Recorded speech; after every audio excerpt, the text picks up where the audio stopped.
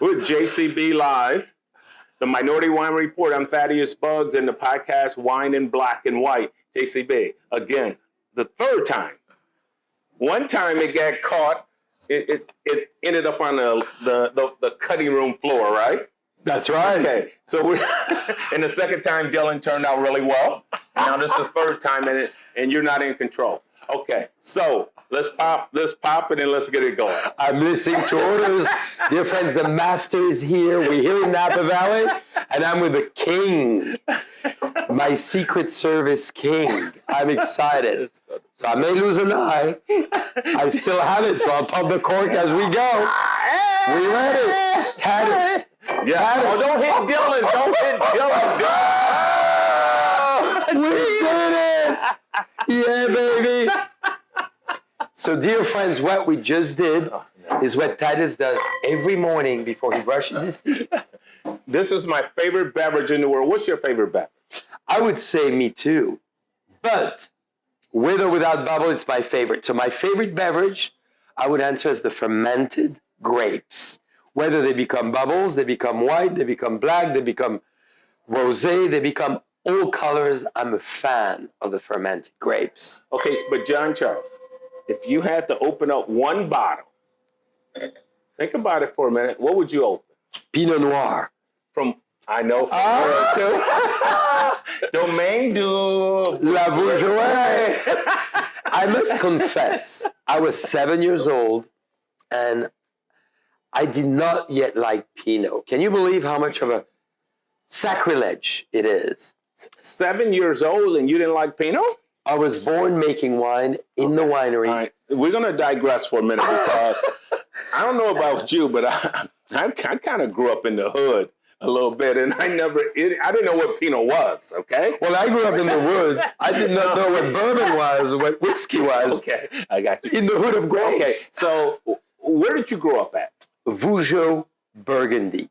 So Vougeot is a tiny village, Thaddeus, of 186 people. Okay. It's in the hood. Yes. It's in the middle of nowhere. And the only thing there is grapes. Okay. So, you basically play. Your garden is the row of grapes. It happens to be the best grape in the world, Clos Vougeot. It's not too bad. But, you got to realize every hood being different. It's 3 hours from Paris in the center east of France. Mm-hmm. You don't have a lot of people. You have a lot of grapes. And everybody makes wine. And that's where I grew up. Okay, so talk to us about your mom and dad. And maybe even the grandparents before your mom and dad. Correct. Okay, yeah. So, my mom, amazing lady, mm-hmm. of course, still around, and she's going to see this amazing show with you. Okay. Because she's seen Hello, yours. Mom. Yes. Cheers. Claudine. This is the sexy Thaddeus. You find him very attractive. My mother said, 1, he's attractive. 2, he's charming. When is he coming to Burgundy? I love Burgundy, Mom. Anytime. I'm good. So my mother confessed when she was pregnant, it was 1969. And 69, and you call this number 69. In honor of my mother, of course. But 69 can mean a lot of things. Well, I guess so. Let's digress and go back to your mom, okay? I know you know a lot more about anatomy than I do. And he's more flexible than I am. So she confessed to me that she never stopped enjoying wine during pregnancy, nor, and mother, I know you're not happy when I say that, smoking. Because, in those days, the 60s in Burgundy, it's very easygoing. You don't even have a baby cradle seat in the back of the car. The seat in the back of my mother's car was a case of wine. I have pictures with a little extenders, and she wrapped it to be safe. Mm-hmm. Those were the days. So I was really born, Thaddeus, in a world where you tried wine as a child, not with water because you pollute the wine, but a little bit of wine. Okay. And we were in the countryside, so amazing mother, extremely inspirational, fabulous father, and unbelievable grandparents who were living next door. So, the urban style of family, specifically in those days, and in France, and in the countryside, we kind of all lived together. Mm-hmm. My grandparents were next door on the other side of the garden. I was with them all the time. So I was very fortunate to be educated by grandparents on both sides, on my mother's side, father's side, all school teachers, and parents who were incredible. So I was really well surrounded to drink a lot of wine and to eat well. Okay, so as we digress just a little bit, so how did your parents or grandparents come to own the land that you guys grew up on? Well, so my grandparents were school teachers in that village. Okay. In fact, in Gevrey-Chambertin. And my parents got married, and they said, now we got to start something in life. Mm-hmm. And they started to buy a few barrels and resell wine. Okay. Bought a barrel, bottled it in the living room, resold it on the back of their car. This is how they started. Grassroots. Grassroots, and it was in the 60s, 1961. Mm-hmm. My sister was born in 65. I was born in 69. So they started, my mother spoke languages. She received the guest. My father bottled the wine and went on the road to sell it. And it was really the beginning of our family story. They accumulated a little bit of a capital. Mm-hmm. Then they bought a tiny vineyard and the house we live in today where I was born. Mm-hmm. And that's the family story. We started literally out of nothing in the living room. That's a very interesting story. So when you say the hood, this was really the hood. Okay. And the hood, luckily, was obviously Vougeot. This is where I was born. And it happens to be one of the most supreme village of fine wine in the history of wine. But I was really playing in the vineyards in Clos Vougeot grapes, Pinot Noir, which would be my favorite to drink today, and really making wine early. So I was really making wine, I need to tell you, since birth. I was helping topping barrels. I was helping bottling wine. I was helping making samples and corking the wines, labeling the wines. And I would say, Thaddeus, like you, because you had a lot of brothers and sisters. Oh, yeah, I got a few. You know, we do it all. Yeah. You help your parents. Yeah, it's a different era today. Absolutely. We had to do the job. You had to wash the dishes, wash the bottles of wine, and do the whole thing. So did that become a passion of yours? Totally. Totally. That's the goal you wanted to set out. Well, it was not even as structured and strategic as setting a goal. Wine was a natural thing. Mm-hmm. It's like, gardening. It's like pruning the roses. It's like doing all the tasks of the house. It was an automatism. Mm-hmm. I would have to go from school. That was your chores. A good chore, though, because, I didn't see it as having to do it because I have to do it.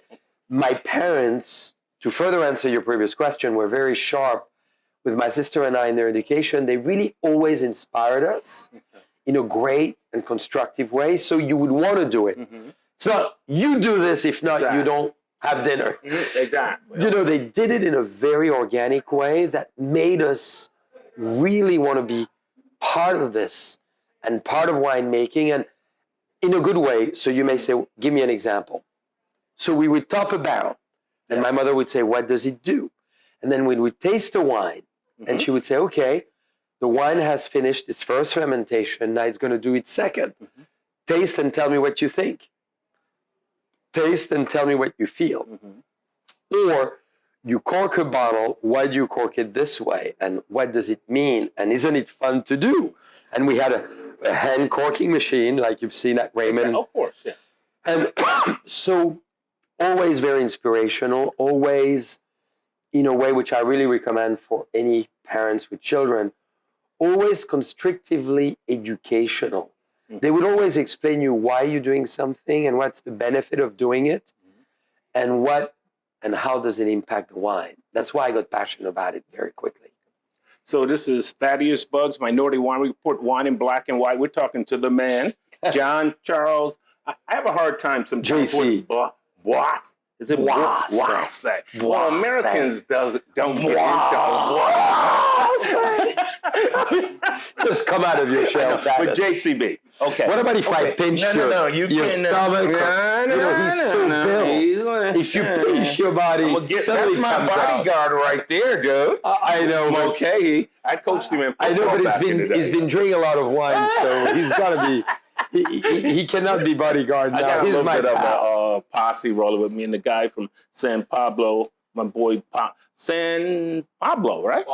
Paulo, Brazil. But anyway, okay, what's your formal education like? Talk to me about it. My formal? Well, most Americans go from kindergarten to junior high to high school and maybe college. I went from kindergarten to graduate school. And I wish I didn't do any of those. All right. So you got all yours on the farm now. My formal education, I work in a massage parlor for a long time. Oh, God. I was wearing the olive oil. Hopefully you wasn't in the topping off then. No, I was actually working in the winery, punching down on the open top. That's why I have soft legs. All right, John Charles. I got you on that. Okay, so... Education, I'm still looking for. All right, so here's the next question. Yes. Did you like how I dodged that? I love how you dodged that. What's the name What was the first girl you ever kissed? Ooh, Stephanie.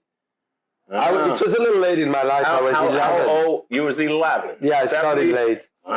You know. Was she your first girlfriend or? Well, she was more than that. She actually showed me the way to how to use more than my lips. At 11? Well, some of us start early. Yeah. When you're born in the countryside. Where does she live? Down the road? Yeah. Well, actually, up the road. I had to go up. Luckily that day. Then from there it went down. All right. Hey, have a sip. Your mouth is getting dry. No, I'm good. Okay, next question. And this might be kind of interesting because you came very prepared because of how you've grown up. But at some point, I'm still growing up. I know. But at some point, at which point did you realize that you might be rich? Well, it still hasn't happened. No, don't start. I know some of the numbers, dude. Don't start with me on that. Okay. So, I have a follow-up question to that, but answer that first. You're going to go on a digression again. Yeah, we're going to digress again. Dude. So, wealth is measured by the amount of friends you have. No, John Charles. No, that's not the question. The question is this: when did you first realize that you were rich? When I talked to my bankers and I had a lot of debt. And what year was that? It was last week. And they told me you're going to pay some interest finally. You're going to be difficult on that. Okay, but then my follow-up question to that. Hey, I'm rich in wine I have in my cellars, so you're all invited at some point. I know, but in your mind, and I know you're a very generous person, very giving person, and you probably tried to answer this earlier, if someone's rich, what does that mean to you or them? What does it mean if you're rich? Does it have a meaning? For me, wealth is in what you know and how many great moments you have with friends. And I really mean this. It's not a bank account. Who cares? Of course. You're not taking it with you. It's the great experience and the great energy and the great phenomenal times you have with others. I think true wealth is always to be with a person you want and always be having the luxury, for me, to create, build, and really bring people together for great, phenomenal moments. Like yesterday at the wine auction, 1,200 friends into one place, then dancing together and having a phenomenal time. I think this is true wealth of life. And wealth, I would add to this, is knowledge. I believe what is so exciting in life is to have the privilege to be able to learn, the privilege to be able to be curious, to constantly want to know more than you did the day before, and to go to bed and say, what a phenomenal day. I've met those great people. I've had those incredible experiences. And finally, this is what I've learned. And this is really more than accumulating cars and whatever else. For me, the wealth is having a great cellar, so we could share it together like today. And I could say, you're drinking a little slowly, Thaddeus. Well, I got to get through this interview. Then I'm going to start drinking really heavily. Good, I look forward to this moment. So were you into athletics growing up at all? Always. What type Big time. So my sports, like any kids in Brazil, as we have some friends from Brazil today, to any friends in Italy or Spain or Africa, is to play ball, meaning not American football, what we call football soccer. Okay. So I was very, very fortunate that, outside we had a soccer field in the village. So we had a blast. So my life was really soccer, and I played up to the age of 17. I was actually in the national team of that sport. So I went high into this amazing sport, and I was center forward. Okay. So my goal was to score goals. Okay. And I loved it. And I still do. Because to this day, I'm involved with soccer in a minor way. I love to play it. But my daughters, the twins that you've met. Twins, yes. Well, one set of twins, but they're two girls. Yeah. I understand. I know after a glass of JCB 69. No, I meant that. You lose the sense of proportion. Yeah. Two twins. Well, maybe one twin of two. Oh, that's right. Or maybe two twins of one. Okay, we're good. Maybe you know something I don't know. You were hanging out with my wife yesterday. No, I know. Maybe she's pregnant. God, that would be a treat, wouldn't it? Hey, I gotta tell you, would become rich, right? Well, or even poor. The more kids you have, the poorer you get. I know. Okay. Okay, so let's. Okay, so he's trying. He won't get me. I won't get you sooner or later. Okay, so what's your fascination, or what was it? Why did you want to come to America? Well, when was your first trip to America?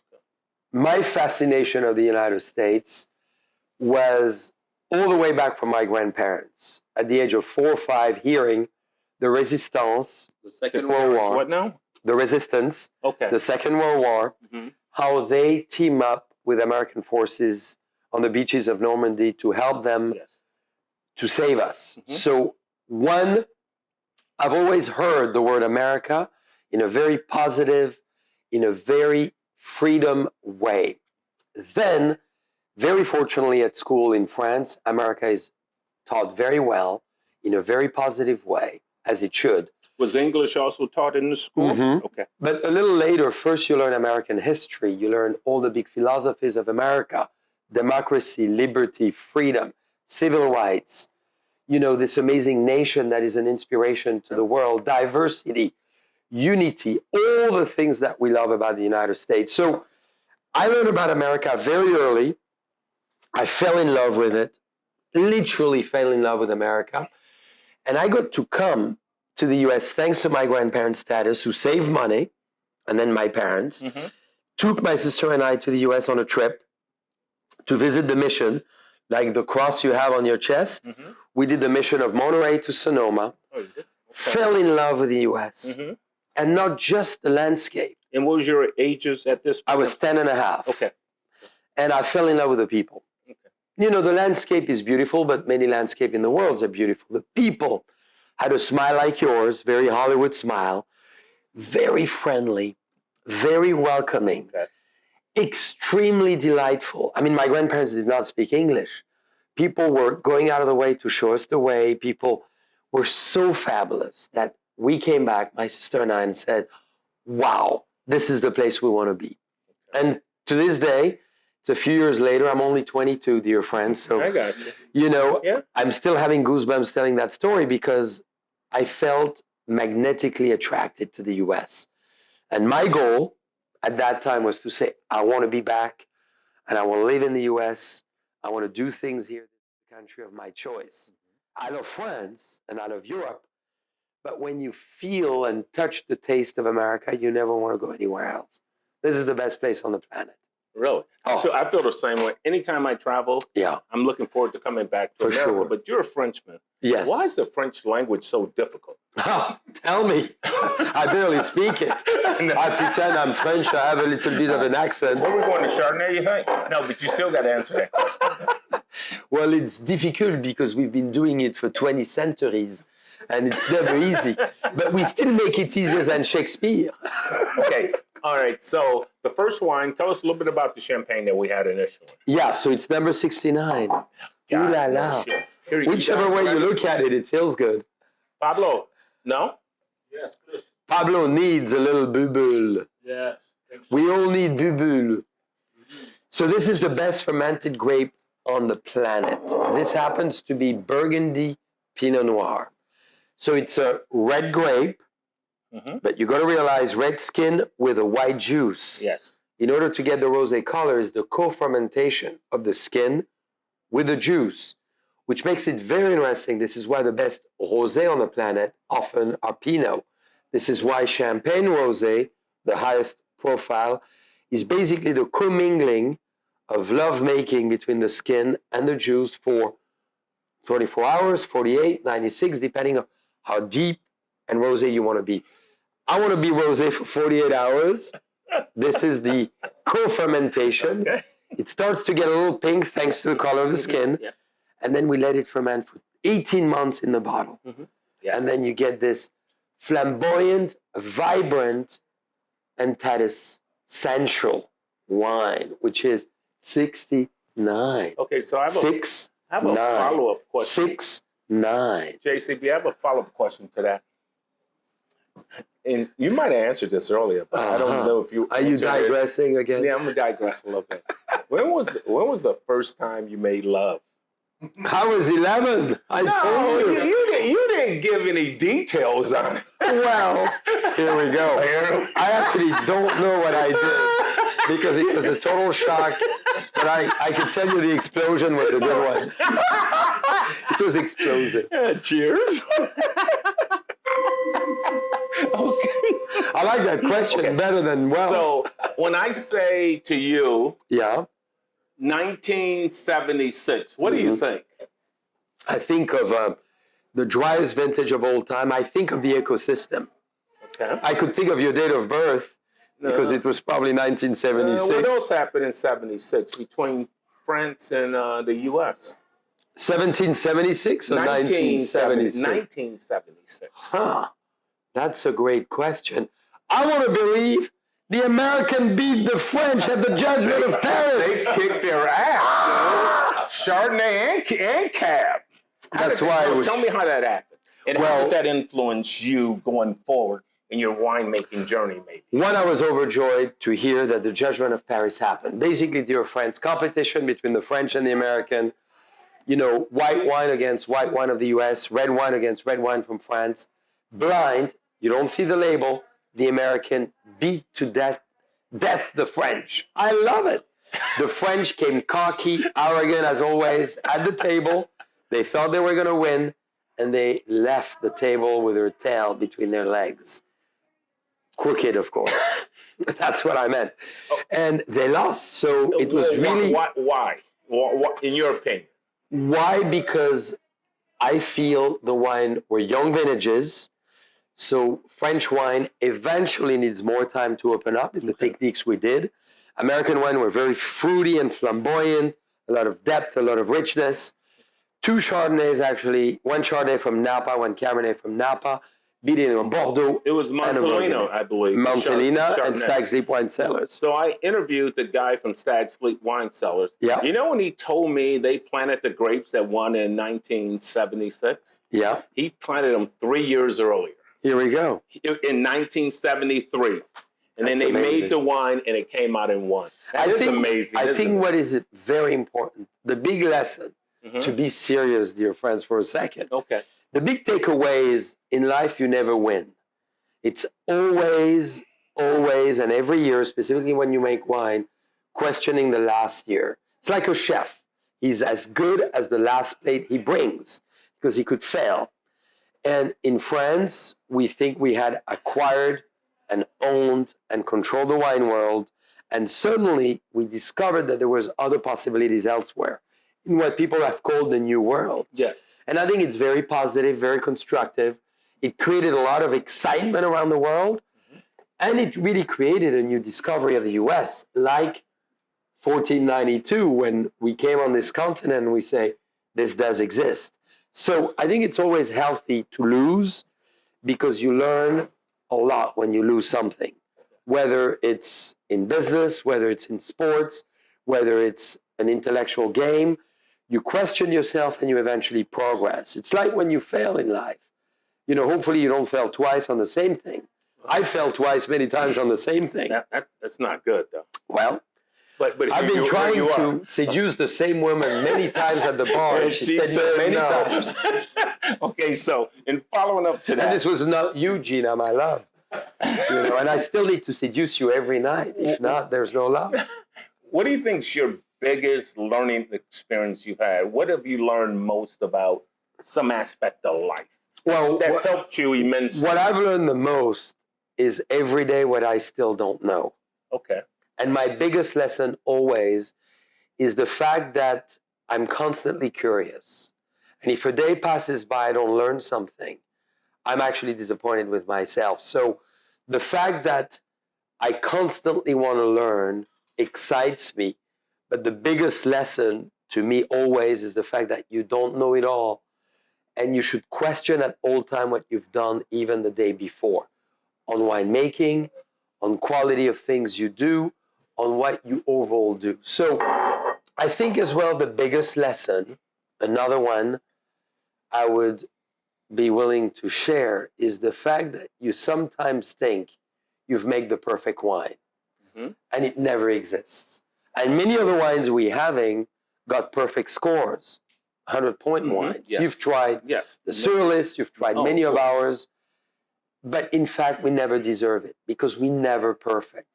I mean, Thaddeus is perfect. No, I'm not. But when you reach perfection, that's why I want to touch it. The closer I get to him. He had very soft hands, by the way. Did you feel that?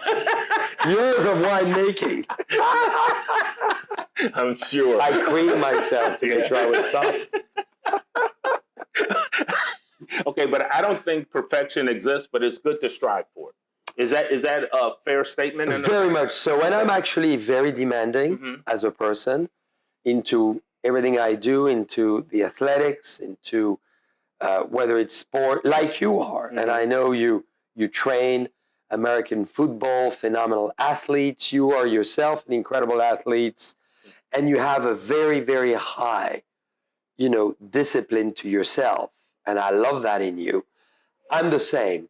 And I think it's very important to never think in life you arrived on anything, because we never arrive. No. It's a constant reinvention, a constant search for not even perception or perfection, excellence. So where does your energy come from? It's amazing. Well, energy comes from you. No, I understand that, but I think you have an innate energy that probably 99.9% of the people on this planet don't have. Thank you. Well, I feel I get it from above and below. I get it from people. I get it because I catalyze energy and I channel energy. Okay. I'm very fortunate that I feel I receive it, and then I intentionally utilize it throughout the day to the things and to the intention, to the outcome I wish to relate to. And so I would take a person and I would bring energy to it. And I would focus on it as I am right now. And I'm thinking there's energy that I can take away, channel, orientate, and bring to light in a very unique way. So we are energy. Yes. You are energy. You have over 65% of water in your body. Exactly. You receive energy. Thaddeus, you have incredible energy in your eyes, in your presence, in your aura, in your allure, in your skeleton, in your frame, yes, in your voice. Yes. When I hear that voice, I feel energy. So you know what you have as well, which I take from you. I took it yesterday. I took it the day before. I took it in the room where I introduced you in the blending room. Yes. Nobody knew you. I felt your magnetism. And he has a very positive frequency. That's why you're all interested in Thaddeus, because he has a frequency that is extremely magnetic. So I get it from all. When I see it, I capture it. I got you. Okay. And I utilize that aura, very similar to the priest at the church. So I'm going to give you another example. Okay. It's a very important one, because you are 6'4", you have a large frame, you do this at the church, and I know you do it. And if you look at the entrance of the church and the oculus on top of the church, you bring the sunlight. You open your hands, and as many Renaissance painting on religion, you attract the sun in the center of your hand. You've seen those paintings where the sun comes in the church on each side. So you bring the light and you reflect it to the disciples and the people in the church.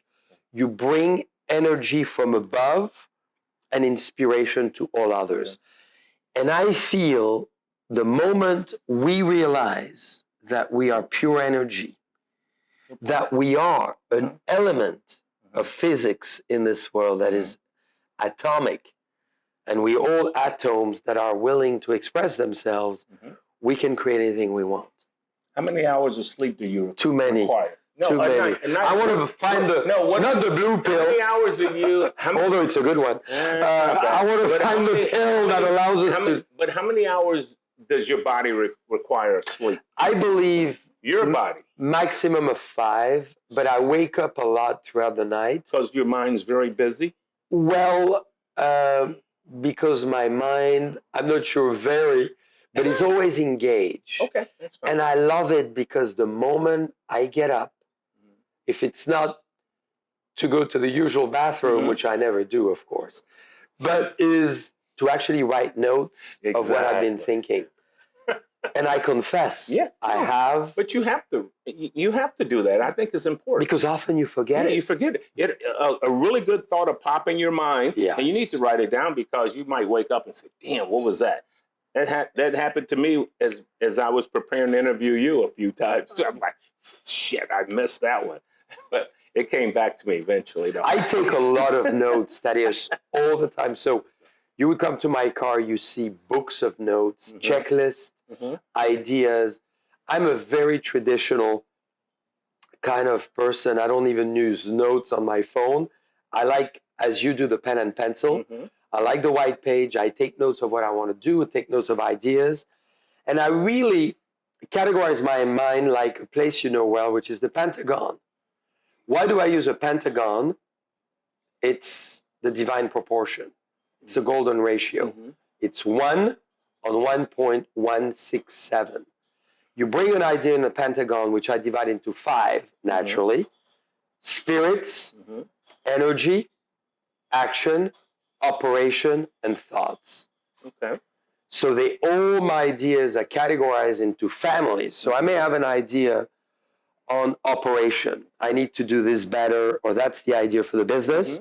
I write it in that category. Then I have an idea on spiritual ideas. I have an idea on others. So often my notes are divided into 5. Wow, that's interesting. Very much so. How many employees do you have? You know that? 1,600. You have 1,600 full-time employees. Yeah. Worldwide, yes. Worldwide, wow. How do you manage them? I don't. They manage me. They manage. I know. Thank God. I know this lady right here is Sarah Brewer, a big star. A big star. And look at your beautiful hair. Yeah, when you have hair like this, you must be a star. Exactly. Okay, so do you have any type of vice that you would like to give up that's not good? Oh, so many. What's the number one? Excess. Excess? Excess. Elaborate. I love to be excessive in anything I do. Yeah, I know. From sports to out to energy to anything I like to do with an extreme. Okay. And I'm extremely intense, sometimes too much. And you like to win? Well, not just to win. I like to go far and deep into what I do. And I think sometimes I could be too intense in this. And I must tell you, I could be stubborn. It's a vice. I could go, a vice, I don't know if it's a vice. There's a great song from Ava Max as a singer that you sometimes feel very different and you feel perceived differently. You feel people are looking at you in a way that, oh, he's not normal, or he's strange, or he's this, or he's French, or he's this and that.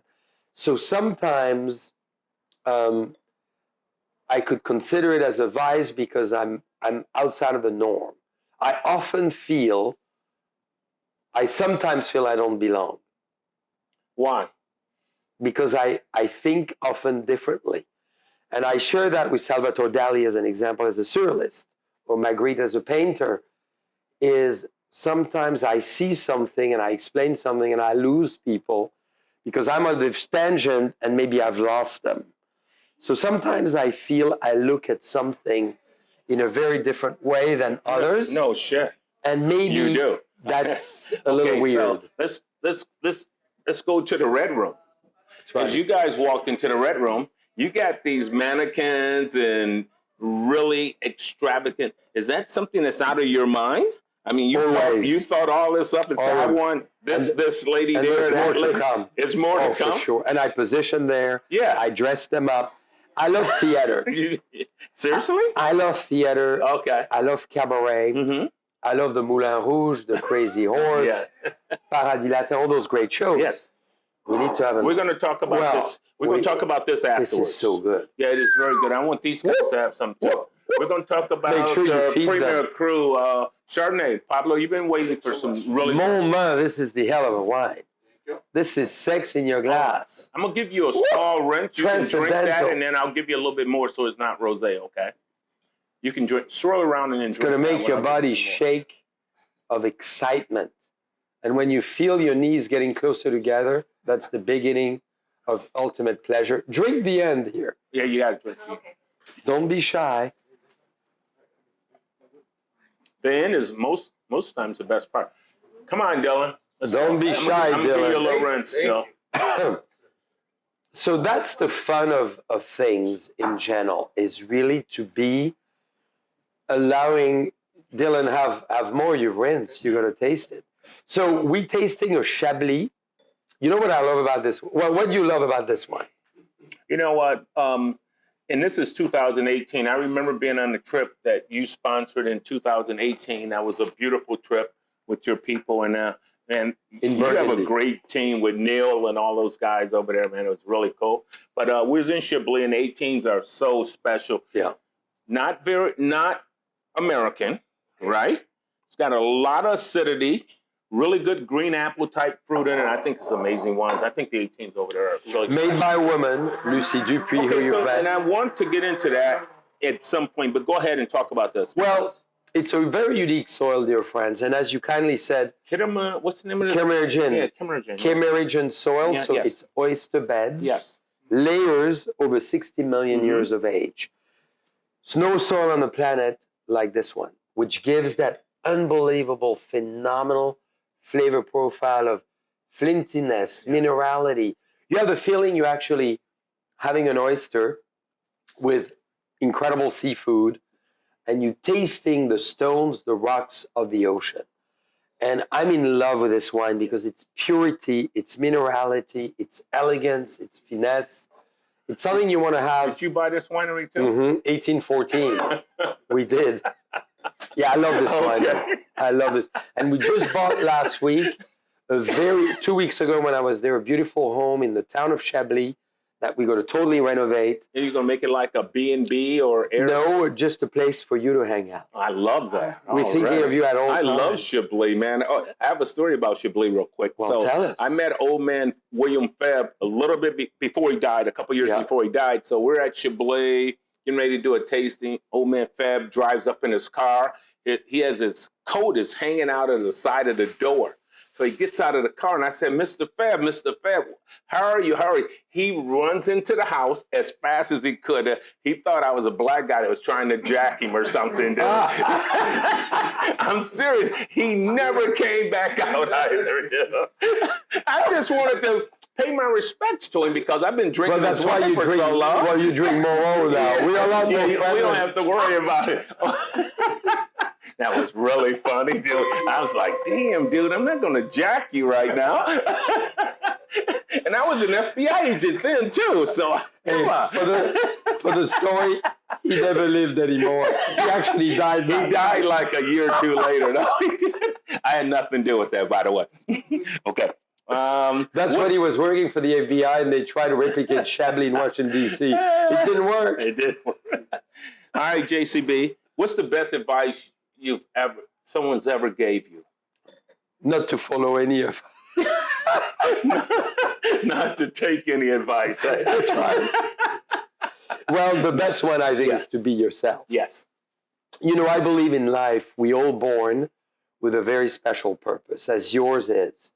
From being an amazing FBI agent to now moving into the world of wine and having the great influence, the great second life. Yes. Third, you were an athlete, then FBI, then this. Yes. Unbelievable path. You had third to many other lives you've had. You follow your passion, you follow who you are, and you allow yourself to be who you are. Mm-hmm. And you are who you are. Yes. And that's why we love you. Yes. And maybe you were very different 20 years ago, but you discovered who you are. And the best advice I received always was that. And the best advice I would give to everyone is to be yourself. Because at the end of the day, we each, at the beginning of the day, we each have a purpose. We each have a meaning to be on this planet for the reasons that we're given the opportunity to be here. So we got to be who we got to be, and we got to be ourselves. Exactly. And I think it's so exciting. I was a few hours ago with an amazing sculptor. Mm-hmm. He's a colorblind sculptor, one of the best in the United States, who did the most amazing racial sculptures of all time, the one in Virginia, the one in DC. His name is Mario Chiodo. He's here. He does all the big sculptures in the United States. He did from Martin Luther King. He's doing right now the Dalai Lama and others. And I was on a show with him this afternoon, and he became a sculptor at the age of 5. When he started sculpting clay, and he was ambidextrous and beautiful symmetry, did the human body in a perfection. Wow. When he turned out to 9, 10, or 11 years old. He was on our JCB Live just after you. And amazing. So his life was a purpose. Yes. Your life is a purpose. And with the Winery Report and what you're doing to all of us and lighting us as you are, you're doing it with a purpose. Cheers. And your glass is we're empty. We're going to the red wine, 1881. That reminds me, wasn't there a TV show on TV that followed up after the Kevin Costner show, Yellowstone? Wasn't it called 1881? 1883 is close then, okay. So anyway. Well, we were born, you and I, in 1881, you remember? I think we might have been back then, Absolutely. Cheers. Everybody, dude, I think that you probably have been here before. For sure. And you've learned some lessons, and you came back a better person after learning. Well, better or worse. I think there's a lot of improvement in your with friends. a lot more money, I think, than back then. Well, I'm not sure. I think I was actually a lot more wealthy intellectually in the 15th century. I believe I was born in 1480. Why? Why?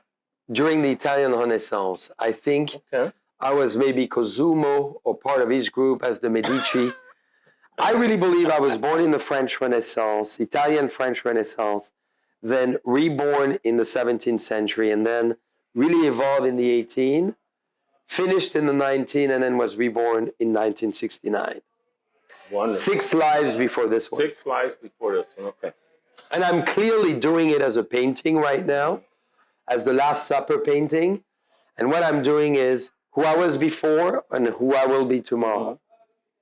I'm doing that with Stanislas Koska, our great friends who did the Last Supper painting you've seen. So another question, what's your fascination with crystal? Crystal is energy. So natural crystal was my first fascination. Okay. So I dynamize crystals. I bury crystals in the soil. You did what? Dynamize. So you give energy to crystal. You just smash it. No, with a pendulum. Oh, okay. So this is man-made crystal. I believe in natural crystal as well, that you find in Brazil. Best country for that. I will give you a Brazilian one for you. Serious. That's right. Yes, you can get Did you see it yesterday in the crystal cellar? Yes. The big one on the bar? Yes. From Brazil. I will give you from Brazil. I would love it. Okay. He'll do it too. Obrigado. Because Brazilian crystals are the best. Colombians are very good as well. And many other nations are really fantastic. So I need to tell you, I'm very engaged with crystals. And I'm engaged with man-made crystals like we have here at the Oakville Grocery, in the tasting room. Is that because of the amount of heat it takes to maybe That's make right. it? And energy and magnetism. Listen to this. Oh, go ahead. Let's do it together. He's better. Look at that sound. Amazing. There's 3 rings in this glass. I felt it when vibration. the vibration, yes. Insane. Insane, yeah. These are only like $400 a glass. Well, for two. Okay. 200 So per glass. we're gonna probably be wrapping this up shortly. So I have a message from You can hear the energy in the room. I have a message from one of your employees. Uh-huh. And how generous you are. Oh, thank you. The man. He was very thankful that he was diagnosed with cancer. Yeah. And he had a hard time maybe paying his insurance deductible. Mm-hmm. And he was very gracious and put money into his account. Absolutely. And he's forever thankful. Well, thank you for saying that. Yes, very much so. Well, we're very fortunate to be an amazing collective family of great people on this earth. Mm-hmm. And what we just did at the wine auction, what we're doing ourselves over 16 times a year, is amazing auction to help others. Mm-hmm. Whatever it is, it could be cancer, it could be art, it could be food, it could be homeless, it could be any causes. We have 6 pillars that we really follow that are very important. And if we're here to help each other. Mm-hmm. We're not here to have an independent, selfish life. Yes. How boring would it be? If I was alone, not to be able to share a glass with you, what's the point of drinking alone? Exactly. I don't do this. I cannot do this. It's boring. Yeah. Me and myself, ooh la la. I mean, look at the fun time we have. All right, 47 minutes of pleasure. Talk to us about this real quick before we... well, I think we need to taste it again. That's perfect. Did you guys get some yet? No? Dear friends, this is a glass that is all about caramel, vanilla, chocolate, incredible spices, all on the gamut of beautiful, great spice, from jalapeno to pepper, great intensity. This is leather, this is velour, this is rich and intense. This is Cabernet Napa Valley from here, Oakville, made on American oak. And that's the cool part, is fully American oak made. So it's an all American wine. So you chose American oak over French just for the history of it? Yes, and to bring a very big intensity to it. Okay. All that licorice flavor profile that you have. I love the intensity, the richness, the straightforwardness of this wine. I think for a $45 bottle of wine, this is pleasure. I think it's fantastic for $45. Absolutely. And we're going to have burgers now. We're going to have pizza. We're going to have all kind. You have that with short ribs. Oh, short ribs. Beef perfect. cheeks. Yeah. Oh, kiss me all day. Okay, so we're at Oakville Groceries. Why did you decide to buy Oakville? The oldest continuous operated store. You just came in here and wrote a check or what? Oh, I did. Of the money I didn't have. Remember? Of the money he didn't have. I called my bank. Are you in? We have good bankers. What happened? Why? I love everything American. Okay. I got to tell you, I'm more in love with America than most Americans. Do you have a dual passport? No. They wouldn't want me yet. No, the application is in. Say yes. Yeah. Okay. Go ahead. You were saying? Well, I'm in love with America, and that's why Buena Vista, oldest winery in California. Yes. That's why the Depot, 1868. That's why Deloach, the first to plant Pinot in 1969. That's why, obviously, the Oakville Grocery, 1881. This is why the Ink House, 1885. This is why Secret Indulgence, 1874. I mean, we love everything historical American. First store, Oakville Wine Merchant, on the West Coast in 1881. Okay, how many wineries do you own? I give me forgot. a number. Give me a number. Okay, how many do you own in France? Well, altogether, I think it's 35. Oh, yes. You're but some are very small. So anyway, I have a gift for you. We're going to close it out. You gave me cufflinks. I'm giving you FBI cufflinks. Are you serious? Wow. Hanging with JCB live. We're going to get closer. Look at this. Look at this. I'm very honored. Thaddeus, this is a great honor. I need to tell you why. One, I'm going to wear them at all time. Okay. Two, I'm in love with the U.S. The one I was missing was the FBI at the White House. I was offered by a few friends from there.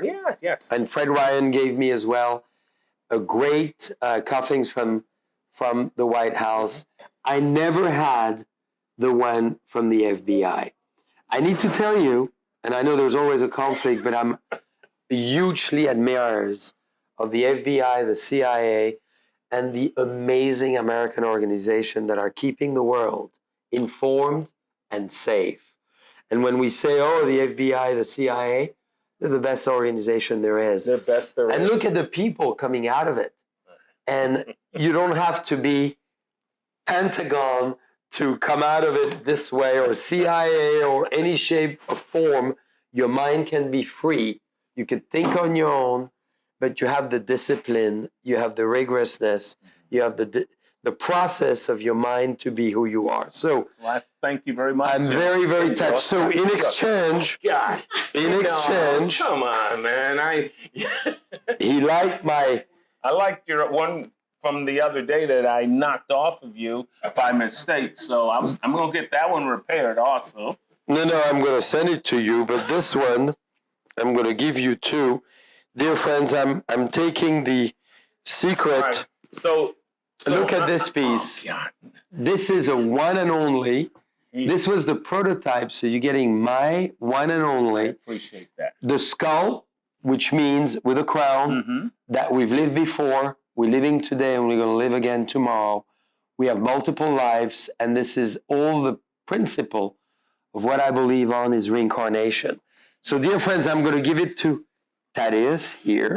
So we're going to close this out after this, but this is all about the man. Hopefully soon we're going to talk about the myth. What do you think that's going to be like? Well, there's I will never some die. stories that's going to need to be told. You're not going to be able to zip it up then. Well, I hope so. And one day we'll talk about the mystery. Yeah, So the 3 M's. Cheers. Thank you very much. And Thaddeus, can I say one more thing? One more thing. I commend you immensely for the Winery Report and all what you do in the wine world to bring the world of wine to so many friends you have. Exactly. You're a blessing to the Cheers. Let's squeeze it together. Really good juice.